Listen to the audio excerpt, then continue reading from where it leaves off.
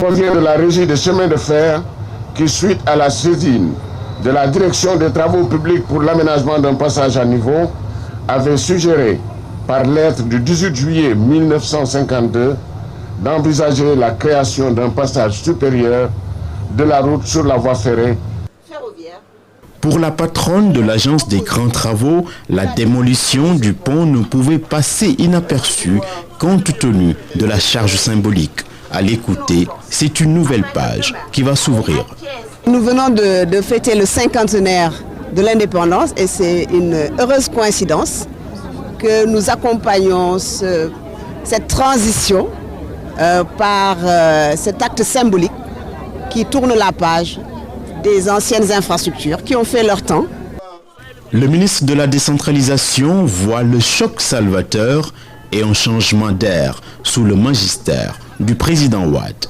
Il ne faut pas oublier que depuis l'avènement de l'alternance, aucune réalisation pouvant nous faire oublier ce que nous avons hérité de la colonisation ne s'est opérée qu'à travers la vision du président Abdoulaye Wade.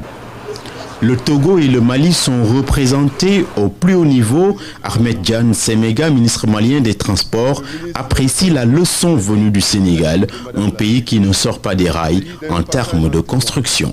Le pont qui est détruit enjambait le chemin de fer. Il y a une nouvelle infrastructure plus moderne qui permet également d'assurer la même fonction en préservant le chemin de fer.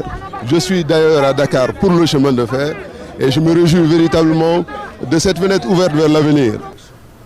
Devant les caméras, le ministre d'État Karim Wade parle de la politique de promotion des grands travaux comme d'un moyen de réduction de la charge des générations futures.